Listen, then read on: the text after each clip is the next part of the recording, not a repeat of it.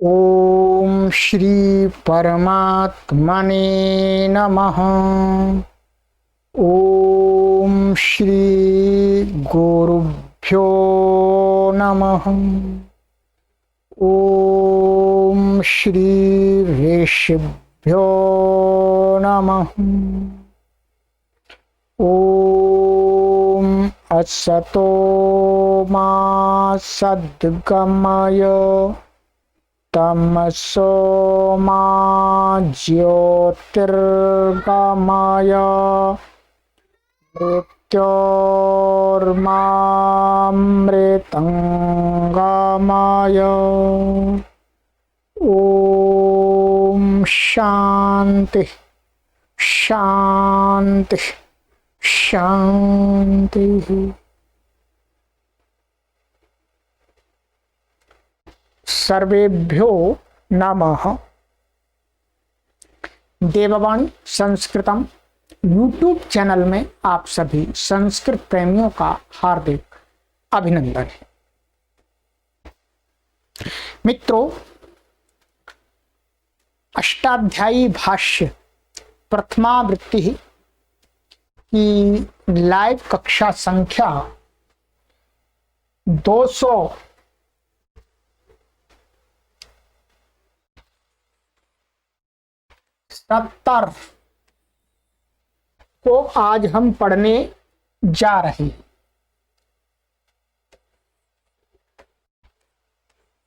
दो 269 कक्षाएं मैंने आपको पढ़ा दी। हमने संपूर्ण प्रथम अध्याय को पढ़ लिया, ठीक है। और प्रथम अध्याय के चतुर्थ पाद का भी मैंने इससे पूर्व की कक्षा में पूरे एक वीडियो में सिंहावलोकन करा दिया। और बाकी के 3 पाद, प्रथम पाद, द्वितीय पाद, तृतीय पाद, उनका भी मैंने आपको प्रत्येक पाद की समाप्ति पर सिंहावलोकन कराया। सिंहावलोकन की चारों पादों की वीडियोज आपको पाद की समाप्ति के बाद, प्रत्येक पाद की समाप्ति के बाद आपको प्लेलिस्ट की सीरीज में प्राप्त हो जाए। हमने एक अध्याय इस ग्रंथ का पूरा पढ़ लिया। ये जो अष्टाध्यायी हम पढ़ रहे हैं, पाणिनि मुनि प्रणीतः अष्टाध्यायी सूत्र पाठः, ये महर्षि पाणिनि का व्याकरण है, जो लगभग 4-4.5 हजार से निरंतर संस्कृत के क्षेत्र में अपनी पकड़ बना करके चल रहा है। और महर्षि पाणिनि के द्वारा ये व्याकरण ऐसा बना दिया गया है कि अब अनंत काल तक संस्कृत भाषा के ऊपर इसी व्याकरण का अधिकार चलेगा। इसी व्याकरण के अनुसार नियम चलेंगे, इसी व्याकरण के अनुसार ये भाषा चलेगी। इस व्याकरण को हम आपको, संपूर्ण व्याकरण को पढ़ाने के लिए कृत संकल्प हुए। ध्यान देंगे मित्रों, ये अष्टाध्यायी है, ठीक है। अष्टाध्यायी मैंने आपको पूर्व में भी आपको मैं दिखाता रहता हूं अष्टाध्यायी की पुस्तक को। ये अष्टाध्यायी पुस्तक, इसके अंदर लगभग 4000 सूत्र हैं। यही पुस्तक दिख रही है आपको, इसे का फोटो लिया है मैंने। ये अष्टाध्यायी है, ठीक है। इसी के सूत्रों का व्याख्यान हम पढ़ रहे हैं। इस अष्टाध्यायी के अंदर 8 अध्याय हैं। आप यहां देखेंगे, प्रथमोध्यायः, द्वितीयोध्यायः, तृतीयोध्यायः, चतुर्थोध्यायः, पंचमोध्यायः, षष्ठोध्यायः, सप्तमोध्यायः, अष्टमोध्यायः। ये 8 अध्याय इस पुस्तक के अंदर है। प्रत्येक अध्याय के अंदर 4-4 पाद दिए हैं। प्रथम पाद, द्वितीय पाद, तृतीय पाद, चतुर्थ पाद। फिर इसी प्रकार से दूसरे अध्याय में, तीसरे अध्याय में, सभी अध्यायों में 4-4 पाद। पादों की संख्या समान है, परंतु पादों में सूत्रों की संख्या भिन्न भिन्न है, किसी में अधिक है, किसी में ज्यादा। इसमें से मित्रों हमने आपको पहला अध्याय पूरा पढ़ा दिया है, ठीक है। अब मैं आपको ये जो वीडियो बनाने जा रहा हूं आज की, इस वीडियो में मैं आपको जो मैंने पीछे के जो 3 पाद पहले पढ़ाए हैं, चौथे पाद का तो मैंने इससे पहले की वीडियो में अवलोकन करा दिया आपको, सिंहावलोकन। अब जो 3 पाद हैं उनका भी सिंहावलोकन करा चुका हूं, परंतु फिर दोबारा आपके स्मरण के लिए सूत्रों पर सरसरी नजर डालते हैं, ठीक है, कि अभी तक हमने इस अध्याय में क्या क्या पढ़ लिया, ठीक है। तो बहुत संक्षिप्त से मैं आपको बताता जाऊंगा कि ये सूत्र इस काम के, ये प्रकरण यहां पर है, ये प्रकरण यहां पर है, इस प्रकार से, ठीक है। इस कक्षा में पढ़ाना नहीं है, केवल आपको मैं मोटा मोटा बताऊंगा, ठीक है, जिससे आपकी आवृत्ति हो जाएगी। और ध्यान देंगे इस कक्षा के बाद अब आपके चौथे पाद की पूरे अध्याय की परीक्षा होगी। पहले 1 पाद की परीक्षा हो गई थी, फिर बाद में मैंने आपको 3 पाद पढ़ाए, तो अब आपको इस कक्षा के बाद क्या करना होगा, आपकी परीक्षा होगी पूरे अध्याय की। और ध्यान देंगे मित्रों, जैसी परीक्षा मैंने आपके प्रथम पाद की ली थी, क्या जैसी परीक्षा मैंने प्रथम पाद की ली थी, जैसा वैकल्पिक उसमें प्रश्न दिए थे आपको, ठीक उसी प्रकार की परीक्षा पूरे अध्याय की होगी। आपको 50 प्रश्न दिए जाएंगे, प्रत्येक प्रश्न 2 अंक का होगा, और प्रत्येक प्रश्न के लिए 4 विकल्प दिए जाएंगे, उसमें से आपको छांटना होगा। प्रश्न पत्र आपको वीडियो के रूप में यहीं प्राप्त होगा सीरीज में, और उत्तर पत्र भी आपको इसी वीडियो, ऐसी सीरीज में प्रश्न पत्र के बाद हो जाए। परीक्षा की तैयारी करने के लिए ध्यान देंगे, आपको हम 10 दिवस देंगे। कितने? 10 दिवस। आज की कक्षा के बाद आपको 10 दिवस में अपनी पूरी तैयारी कर लेनी है। 11वें दिवस में आपकी परीक्षा हो जाएगी, फिर 12वें दिवस में आपका कक्षा आरंभ हो जाएगी दूसरे अध्याय की, ठीक है। ध्यान देंगे 10 दिन पर्याप्त हैं आपको तैयारी करने के लिए पूरे अध्याय के सूत्रों की। 11वें दिन आप परीक्षा दीजिएगा, 12वें दिन फिर आपकी कक्षा चल पड़ेगी। और इस कोर्स को आगे भी 50 सैकड़ों वर्ष तक पढ़ेंगे लोग, वो भी उनके लिए सारी कक्षाएं एकदम इकट्ठी मिलेंगी उनको, परंतु जो बाद में पढ़े इन कक्षाओं को वो भी कम से कम 10 दिन का गैप दे करके पीछे की तैयारी करके ही आगे पढ़ें, तभी चीजें आपको समझ में आएंगी, अन्यथा आपको काफी कठिनाई अनुभव होगी, ठीक है। आप कभी भी पढ़िएगा, पूरी तैयारी कर लीजिएगा, फिर आगे बढ़िएगा, ठीक है, तो चीजें आपको समझ में आ जाए। ये मैंने आपको मोटा मोटा बता दिया, ठीक है। चलिएगा देखिएगा, ये अष्टाध्यायी यहां से आरंभ होती है, गायत्री मंत्र लिखा हुआ है, ओम भूर्भुवः स्वः तत्सवितुर्वरेण्यं भर्गो देवस्य धीमहि धियो यो नः प्रचोदयात्, ठीक है। अष्टाध्यायी सूत्र पाठ है। अथ शब्दानुशासनम, हमने आपको इशारा पढ़ा दिया, और ये है प्रत्याहार सूत्र। ध्यान देंगे, ये प्रत्याहार सूत्र मैंने आपको विस्तार से पढ़ाए हैं कि महर्षि पाणिनि के द्वारा ही बनाए गए सूत्र। ये कोई भी किसी भी डमरू से नहीं निकले हैं, शिवजी के बनाए हुए सूत्र नहीं हैं। समाज में एक गलत अंधविश्वास फैल गया है, उस अंधविश्वास को अपने मन से निकाल दीजिएगा और जब आप व्याकरण पढ़ने चलते हैं तो आपको अंधविश्वासों से दूर रहना होगा।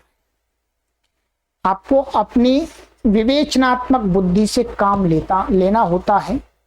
तो ये सूत्र किसके हैं? ये सूत्र प्रत्याहार सूत्र, जिनको वर्तमान में माहेश्वर सूत्र के नाम से प्रसिद्धि दी गई है। और ऐसा बताया गया है कि ये शिवजी ने तपस्या करके जब वो मस्त हो गए तो डमरू बजाया, उसमें से निकली। ये गलत अंधविश्वास है। ऐसी बातों पर कोई विद्वान आदमी या वैज्ञानिक बुद्धि वाला व्यक्ति विश्वास नहीं करेगा, करना भी नहीं चाहिए। हमने शास्त्र को आद्योपांत पढ़ाया है, तो हमारा आपसे अधिक अनुभव है और हमने इसकी ऐतिहासिक पृष्ठभूमिका भी पढ़ी है। इसलिए आपसे निवेदन है कि आप अपने मस्तिष्क से इस बात को निकाल दीजिएगा कि ये किसी डमरू से निकले नहीं, ये महर्षि पाणिनि के द्वारा बाकायदा बनाए हुए अपने शास्त्र के मुख्य चाबी के रूप में ये आपके 14 सूत्र हैं, प्रत्याहार सूत्र हैं। इनसे प्रत्याहार बनते हैं। प्रत्याहार कितने बनते हैं ये सारा मैंने आपको विस्तार से पढ़ाया है। चलिएगा, ये प्रत्याहार सूत्र हैं, महर्षि पाणिनि के द्वारा बनाए गए। अब ये प्रथम अध्याय आरंभ होता है। मित्रों ध्यान दीजिएगा, प्रथम अध्याय में सबसे पहला सूत्र है आपका वृद्धिरादैच। ये वृद्धि संज्ञा करने वाला सूत्र है। आ आई औ की वृद्धि संज्ञा होती है। अदें गुणा, ये गुण संज्ञा करने वाला सूत्र है। आ ए ओ की गुण संज्ञा होती है व्याकरण के अंदर। एको गुण वृद्धि, कहीं पर भी शास्त्र के अंदर गुण और वृद्धि शब्द से कहा जाएगा कि गुण हो वृद्धि हो, और किसको हो ये नहीं बताया जा गया हो, तो वहां किसको वृद्धि करनी चाहिए? एक को वृद्धि करनी चाहिए। ठीक है, एक प्रत्याहार माने ई उ रे आदि जो वर्ण है। न धातु लोप आर धातु के।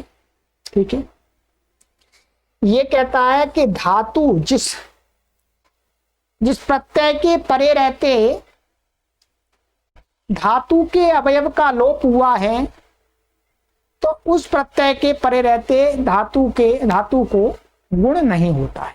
ठीक, तो धातु लोपे माने ऐसा आर धातु प्रत्यय, सभी प्रत्यय ने आर धातु प्रत्यय जिसके कारण से धातु का लोप हुआ है, तो उसको मान करके गुण वृद्धि नहीं होते हैं। ये निषेध सूत्र है। कहेंगे तीचा कित गित और गित प्रत्यय को मान करके कोई गुण वृद्धि नहीं होते, निषेध हो जाता। दीदी वे भी टाम, ये भी निषेध करता है। ये दी धी और वे भी इन धातुओं को निषेध करता है। और इट प्रत्यय में जो इट आगम है उसके ई को गुण नहीं होता है। हलोनंतरा संयोग, ये संयोग संज्ञा करता है। ठीक है, मोटा मोटा बताऊंगा, अर्थ नहीं बताऊंगा। ये संयोग संज्ञा करने वाला सूत्र है। ये अनुनासिक संज्ञा करने वाला सूत्र है। मुखनासिका वचनोनुनासिका। ठीक है, आपको ये संज्ञा यहीं पर देखनी है, अन्यत्र नहीं देखनी। ये सवर्ण संज्ञा करने वाला सूत्र है।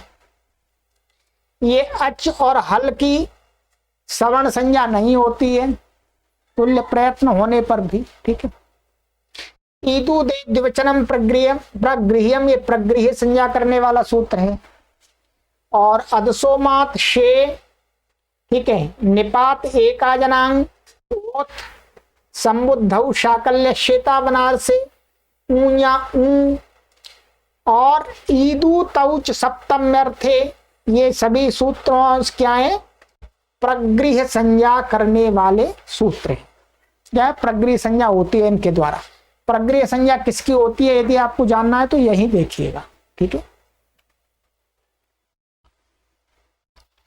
दाधा घदाप, ये घू संज्ञा करने वाला सूत्र है। घू संज्ञा होती है। आद्यंत वदे कस्मिन, ये एक में आदि और अंत का भी व्यवहार कर लेना चाहिए। है, एक ही वो ये आदि बन जाता है अपना, वही अंत बन जाता है। इस कार्य को कराने के लिए इस सूत्र का प्रणयन हुआ है, बनाया गया है। ठीक है। तरप्तम अपौघा, ये घ संज्ञा करने वाला सूत्र है। बहुगण वक्र संख्या, ये संख्या संज्ञा करने वाला सूत्र है। और श्नांता षट, ये आपका षट संज्ञा करने वाला सूत्र है, षट संज्ञा। ठीक है। ये भी षट संज्ञा करने वाला सूत्र है। ये निष्ठा संज्ञा करने वाला सूत्र है, निष्ठा संज्ञा होती है इससे। ये सर्वनाम संज्ञा करने वाला सूत्र है। सर्वनाम सब यही हैं, यहां से सर्वनाम आरंभ होता है और कुछ को विकल्प होता है, कुछ को निषेध होता है। सर्वनाम संज्ञा के विधि, निषेध, विकल्प के सारे सूत्र यहां तक हैं, ध्यान देंगे। कहां तक हैं? यहां तक, यहां तक है। अंतरम बाहिरी योगोपसंज्ञान योग, यहां तक सर्वनाम संज्ञा के बारे में आपको जानना है तो इन सूत्रों को देखिए। 27 से लेकर के 35 तक के सूत्रों में ही सर्वनाम संज्ञा का विधि, सर्वनाम संज्ञा का निषेध, सर्वनाम संज्ञा का विकल्प होता है। ठीक है, अन्यत्र कहीं नहीं देखना आप। आगे है यहां पर एक सूत्र है, ये अव्यय संज्ञा चल रही है। अव्यय संज्ञा करने वाला स्वराज्ञपात्म अव्यय में सूत्र है। ये सूत्र है तद्धितश्च सर्वव्यक्ति कृण्मे जनता कृत्वातो सुनः अव्ययी भावश्च। ये आपका 36 से 40 तक के सभी सूत्र कैसे हैं? अव्यय संज्ञा करने वाले। अव्यय संज्ञा आपको जानना है तो यहीं आइए।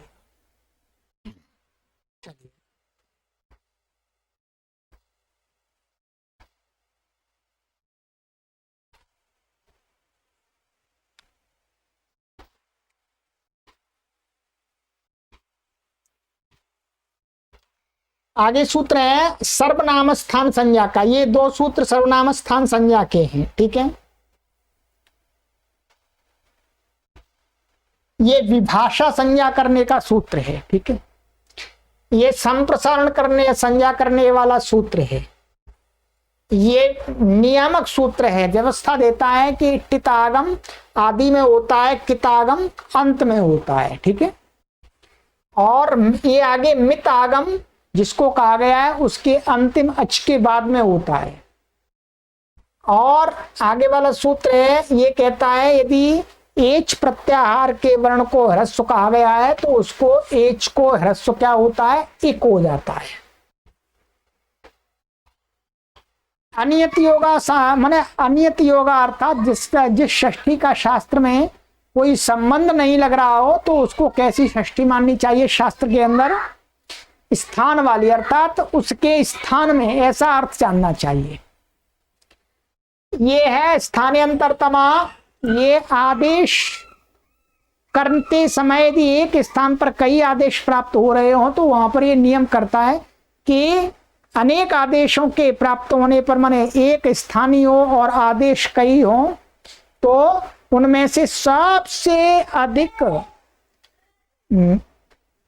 मेल रखने वाला, सबसे अधिक गुणों से मिलने वाला आदेश होता है। उरण रपरः, ये सूत्र है आपका। उरण रपरा कहता है कि यदि कहीं री के स्थान में अण प्रत्याहार का कोई वर्ण हो रहा हो तो उसको रपर माने र पीछे जोड़ देना चाहिए। अलोअंत्यस्य, ये कहता है कि कोई भी आदेश होता है वो जिसको कहा गया है उसके अंतिम वर्ण को होता है। परंतु गिच्चा गित आदेश भी कहाँ होता है? अंतिम वर्ण को होता है। गित आदेश चाहे अनेकाल, ये अनेकालशित सर्वस्व का अपवाद है। ठीक है, आदे परस्य माने पर को कहा गया जो आदेश होता है वो पर के आदि वर्ण को होता है। और अनेकालशित सर्वस्व, अनेक वर्णों वाला कोई आदेश होता है अथवा शित आदेश होता है, वो जिसको कहा गया है वो सारे के स्थान में हो जाता है। परंतु गित आदेश अंतिम अल के स्थान में होता है, अनेकाल होकर के भी। ठीक है, और देखिएगा स्थानीय पदादेशो अनल विदौ अचा परस्मिन पूर्व विदौ न पदांत दुर्वचन वरे लोप स्वर सवर्ण अनुस्वार दीर्घश्चर विदेशु दुर्वचने ची। ये सारे सूत्र आपको वहीं पढ़ने होंगे, माने जो आदेश होता है वो भी जिसके स्थान पर हुआ है वैसा ही मान लिया जाता है व्याकरण में कार्य करने के लिए, परंतु अल विधि में निषेध, अल विधि में नहीं माना जाता है। फिर उसका इसका ही थोड़ा सा आंशिक अपवाद ये है, और फिर इसका आंशिक अपवाद ये है। ठीक है, ये यहाँ बताई गई है, सारा आपको विस्तार से वहीं समझ में आएगा, यहाँ पर व्याख्या कर ही नहीं सकते, इतना बड़ी व्याख्या है। ठीक, तो जैसे स्थानीय आदेश अनल विदौ और इसका आंशिक अपवाद अनल विदौ, इसका आंशिक अपवाद अचा परस्मिन पूर्व विदौ और इसका आंशिक अपवाद न पदांत दुर्वचन वरीय लोप स्वर सवर्ण अनुस्वार दीर्घश्चर विदेशु, ये सूत्र है। दुर्वचने ची ये कैसा है, ये रूपात्देश सूत्र है, अर्थात ये दुर्वचन निमित्तक आजादी प्रत्यय के परे रहते दुर्वचने कर्तव्य में, दुर्वचन करने में क्या है, जो अजादेश हुआ है वो स्थानीयवत हो जाता है थोड़ी देर के लिए। ठीक है, आदर्शनम लोपा, ये क्या है, व्याकरण में आदर्शन माने कोई चीज है और वो नहीं दिख रही है तो उसका ही नाम क्या है, लोप है। ठीक है, लोप का अर्थ क्या है, आदर्शन, आदर्शन की लोप संज्ञा है। प्रत्यय से लुक शुलुपा, प्रत्यय के आदर्शन की लुक श्रु लुप ये संज्ञाएं हैं। प्रत्यय लोपे प्रत्यय लक्षणम, माने कभी प्रत्यय का लोप हो जाने पर भी उसको मान करके कार्य कर लेने चाहिए। न लुमतांग से, परंतु क्या है, लू माने श्लू माने लुक श्लू लुप, इनको कहकर के कोई आदर्शन किया गया है तो अंग का कार्य नहीं हो सकता है। अचोन्त्यादि टी, ये टी संज्ञा विधायक सूत्र है। अलोन्त्याद पूर्व पदा, ये उपदा संज्ञा विधायक सूत्र है। तस्मिन् नित्य निर्दिष्टे पूर्व से, ये विधि विधा वो नियम करने वाला सूत्र है कि सप्तमी से निर्दिष्ट कोई शब्द होगा तो कोई कार्य कहा है तो उससे सप्तमी निर्दिष्ट पद से पूर्व में होगा। तस्माद्युत्तरस्य, ये उत्तर को कहा, पंचमी पद से कहा हुआ कार्य उत्तर को होता है। स्वम रूपम शब्दस्य शब्द संज्ञा, ये कहता है कि व्याकरण शास्त्र के अंदर जो शब्द कहा गया है वो शब्द के स्वरूप का ही ग्रहण होता है, उसके पर्यायवाची शब्दों का ग्रहण नहीं होता है और ना उसके अर्थ का ग्रहण होता है। संज्ञा शब्द माने कोई संज्ञा है उसको छोड़ करके, व्याकरण में जो महर्षि पाणिनि ने संज्ञा आदि बनाई है उनसे तो अर्थ का ही ग्रहण होता है, अन्यत्र शब्द का ही ग्रहण, रूप का ही ग्रहण होता है, अर्थ का और पर्यायवाची का ग्रहण नहीं होता है। चलिएगा आगे चलते हैं। अनुदित सावर्ण से चा प्रत्यय, ठीक है, ये क्या है, जो सवर्ण होता है वो अपने भाइयों का भी ग्रहण कराने वाला होता है। ठीक है, प्रत्यय को छोड़ करके, प्रत्यय में यदि कोई अण प्रत्याहार का वर्ण होगा वो अपने सवर्ण का ग्रहण नहीं कराएगा, अन्यत्र करा देगा। तपरस तत्कालस्य, जिसके पीछे त लगा दिया गया है, ऐसा अच अपने काल वाले का ही ग्रहण कराता है, भिन्न काल वाले का ग्रहण नहीं कराता है। आदिरंतेन संहिता, ये प्रत्याहार बनाने के लिए सहायक सूत्र है। कहीं प्रत्याहार बनाना हो तो आदि वर्ण के साथ में अंतिम इत संज्ञक वर्ण मिलकर के प्रत्याहार बनाता है, और इत संज्ञक का उसमें ग्रहण नहीं होता है, मध्य के और आदि वर्ण का ग्रहण हो जाता है। ये न विदिष्ट दंतस्य, ये है कि जिस विशेषण के द्वारा कोई कार्य कहा गया है तो वो विशेषण कहां पर होना चाहिए, अंत में होना चाहिए। ठीक है, अंत में होना चाहिए। वृद्धिर्यस्याचा मातस्तिद तद वृद्धम, ये वृद्ध संज्ञा करता है। तदादीनी चा, ये भी वृद्ध संज्ञा करता है। एंग प्राचाम देशे, ये भी क्या करता है, वृद्ध संज्ञा। मोटा मोटा मैंने बता दिया आपको, जो जो मैंने बातें बताई है संज्ञाएं वो यहीं पर देखिएगा, अन्यत्र कहीं नहीं आपको मिलेंगी, यहीं मिलेंगी। ठीक है, अब आ जाइएगा दूसरा पाद। दूसरे पाद में क्या है मित्रों, यहां से गित का प्रकरण चल रहा है। ये सूत्र क्या है, यहां तक ये सूत्र गित करेंगे प्रत्यय को, ये गित का बनाने वाले सूत्र हैं। ठीक है, गित तो गित नहीं है, जिनका गायित नहीं है, परंतु उनको गित माना बनाया जा रहा है। गित करने से किंगति जैसे निषेध हो जाता है, और भी काम हो जाते हैं। इसके आगे सूत्र है, यहां से ये कित का चालू हो गया, कित कर रहे हैं, अर्थात जो जिनका कित नहीं है उनको कित बना रहे हैं। तो कित करने का ये सूत्र है आपका, ये सूत्र है। ठीक है, ये सारे कित करने के सूत्र हैं, ये सभी कित करते हैं। यहां पर आपको ये जानना है कि किस प्रत्यय को कित किया गया है। कित माने जिनका क इत नहीं है परंतु फिर भी उनको कित किया जा रहा है, ऐसे प्रत्यय। ठीक है, जिनका क इत नहीं है तो किन किन को कित किया गया है। तो यहां पर ये पूरा प्रकरण है सारा, ये सारा कित का है। इसी में विकल्प भी है आगे। ठीक है, और निषेध भी है इसमें। ठीक है, माने कुछ कित का निषेध भी कर दिया है, कुछ कित को अकित बना दिया है। ठीक है, ये सारे कित और अकित करने वाला ये सारा प्रकरण है पूरा विकल्प से। ठीक है, ये कहां तक चलेगा आपका, ये चलेगा आपका यहां तक 26 तक।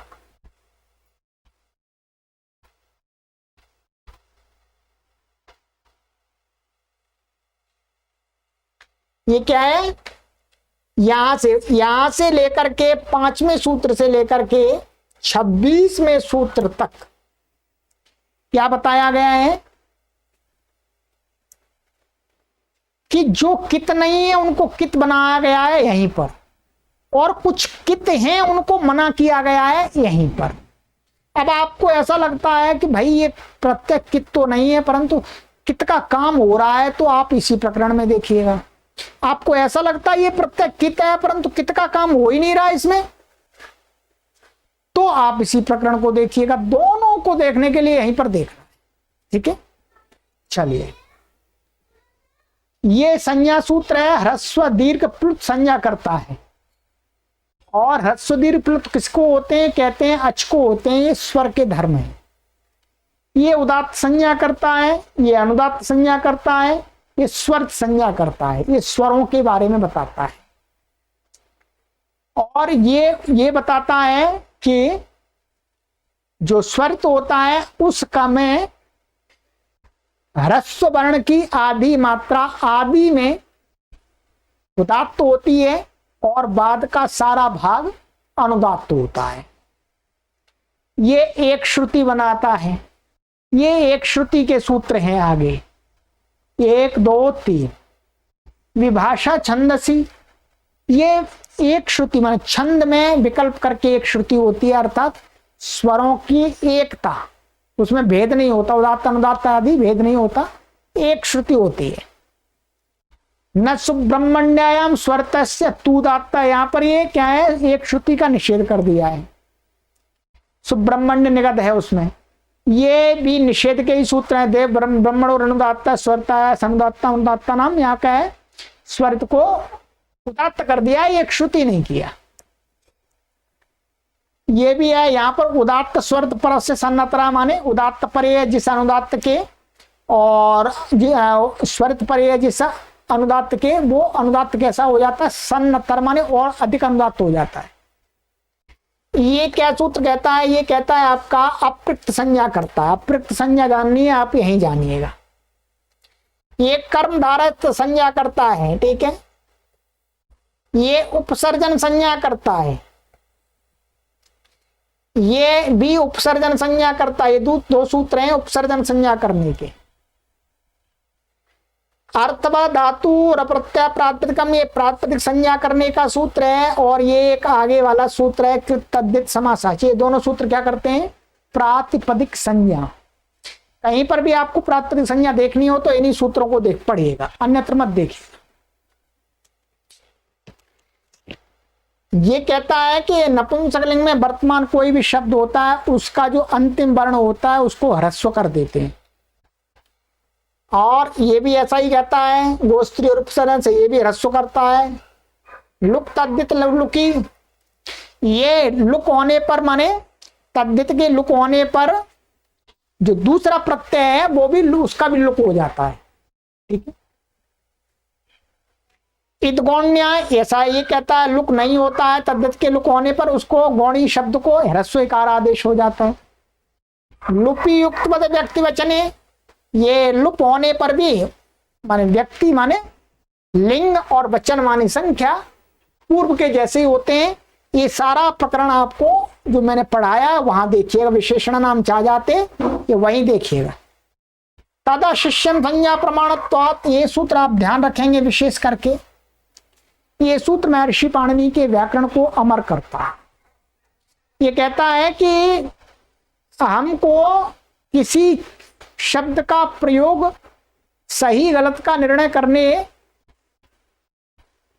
के लिए हमें लोक में देखना चाहिए, लोक के अधीन है। लोक में जैसा शब्द चल रहा है अधिक लोगों के बीच में वही शब्द साधु माना जाता है, ठीक है। और योग प्रमाणित तद्भाव्य दर्शनम स्यात्, ये भी उसी संबंधित है। प्रधान प्रत्ययार्थ वचनम अर्थस्यान्य प्रमाणत्वात्, ये सारे सूत्र आप वहीं देखिएगा जहाँ पढ़ाए मैंने। कालोपसर्जने चतुल्यम, ये भी वो उसी से संबंधित है।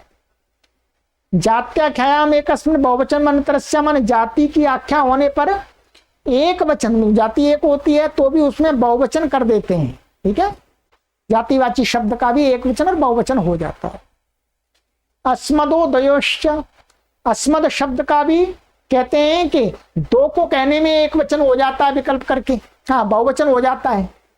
या एक वचन माने एक को कहने में और दो को कहने में क्या हो जाता है? बहुवचन हो जाता है विकल्प करके, ठीक है। और ये नक्षत्रों के बारे में यहाँ पर भी यही बात है, एक वचन द्विवचन एक वचन बहुवचन की बातें हैं, ये सारी यहाँ पर प्रकरण है पूरा, ठीक है। छंदसी पुनर्वस्वर एक वचनम विशाखियोश्च तिष्य पुनर्वस्वर नक्षत्र द्वंद्वे बहुवचनस्य द्विवचनम नित्यम, ये सारा एक बहुवचन एक वचन विकल्प और उसका करने का सूत्र है ये सारे, ठीक है। आगे है स्वरूपाणाम एक शेष एक विभक्त, माने समान शब्द समान रूप वाले शब्दों का क्या होता है, कई को कहने के लिए कई शब्द प्रयोग नहीं किए जाते हैं, एक ही बार उसको होता है और उसमें वचन ले आते हैं। दो हैं तो द्विवचन, बहुत हैं तो बहुवचन, और सारे शब्द हट जाते हैं, एक बचता है। और फिर आगे ये सारा आपका एक शेष का ही प्रकरण है पूरा, ये एक शेष का प्रकरण आप वहीं पढ़ लीजिएगा, ठीक है। ये हो गया समझाना आपको, एक एक सूत्र को बहुत विस्तार हो जाएगा, कई घंटे की वीडियो बनेगी, ठीक है। और ये आगे है ये पूरा प्रकरण एक शेष का है, यहां तक यहाँ एक शेष की बातें बताई गई है। एक शेष का आपको कहीं कोई बात समझ में ना आए तो आप इसी प्रकरण को यहीं पर देखिएगा, ठीक है। चलिएगा अब चलते हैं आगे तीसरा पाद। तीसरे पाद में धातु संज्ञा भूवादि माने धातु पाठ में पढ़ी गई जो धातु हैं उनकी संज्ञा, धातु संज्ञा इससे की है। ये इत संज्ञा विधायक सूत्र है, यहां से लेकर के यहाँ मना निषेध सूत्र भी यहीं पर है, और ये इत संज्ञा सारे विधायक सूत्र है। और इत संज्ञा जिसकी होती है उसका क्या हो जाता है, लोप हो जाता है। लोप क्या होता है, आदर्शनम आदर्शन हो जाता है, ठीक है। सरल है पूरा। ये है आपका यथासंख्य अनुदेश समान, कि जहां पर आदेश और स्थानीय समान हो तो वहां पर क्रम से करने चाहिए, ठीक है। स्वरितेना अधिकारा, महर्षि पाणिनि ने अपने व्याकरण में जिस सूत्र को अधिकार सूत्र बनाया है उसको स्वरित किया है, परंतु वर्तमान में नहीं ऐसा मिलता है, ये पढ़ाने वाले को बताना पड़ता है। अब मित्रों यहां पर अनुदात आत्मने पदम, यहां से इस सूत्र से 12 से लेकर के आत्मने पद कहां कहां होता है कहाँ कहाँ नहीं होता है, वो सारा प्रकरण आपको 12 से लेकर के सूत्र सभी आप यहीं देखेंगे और कहीं नहीं देखेंगे। ये सारे सूत्र आत्मनेपद के हैं, ठीक है। ये किसके? आत्मनेपद के। आत्मनेपद का सारा प्रकरण आपको कहां तक मिलेगा? यहां तक मिलेगा 77 तक। 12वें सूत्र से लेकर के 77वें सूत्र तक आपको आत्मनेपद की बातें बताई जाएंगी। कहां विकल्प होता है, कहां आत्मनेपद होता है। आप हमेशा आत्मनेपद को जानना हो तो इसी प्रकरण में देखिएगा। और इसके बाद परस्मयी पद को जानना है आपको, तो परस्मयी पद का यहां से आरंभ होता है 78वें सूत्र से लेकर के 93वें सूत्र तक। मुख्य रूप से इस तीसरे पाद में आत्मनेपद और परस्मयी पद का विधान किया गया है, और कुछ इत संज्ञा का विधान है और धातु संज्ञा का विधान है, और एक दो सूत्र और थे। ये तीसरे पाद के प्रकरण है। बस अब आप मोटा मोटा मैंने आपको बता दिया है मित्रों। चौथा पाद का मैंने आपको पूरा कंप्लीट कर ही दिया है पिछली कक्षा में। अब आगे की कक्षा में हम पढ़ेंगे दूसरा पाद। परीक्षा आपको देनी है, मैंने आपको प्रक्रिया बता दिया आरंभ में ही, ठीक है। अब इन विषयों को आप व्याकरण में कभी भी कहीं देखें तो प्रथम अध्याय में देखिएगा, दूसरी जगह मत देखिएगा, ठीक है। चलिएगा, अब आगे की कक्षा में मिलते हैं दूसरे अध्याय के प्रथम पाद समर्थ पद विधि। बहुत बढ़िया प्रकरण चालू होने वाला है। प्रकरण तो पीछे वाला भी बढ़िया है, अब थोड़ी सी गति बढ़ानी पड़ेगी, ठीक है। चलिएगा, परमात्मा से प्रार्थना करते हैं, परमात्मा आपको परीक्षा देने के लिए सामर्थ्य प्रदान करे, शक्ति प्रदान करे। सर्वेभ्यो नमः।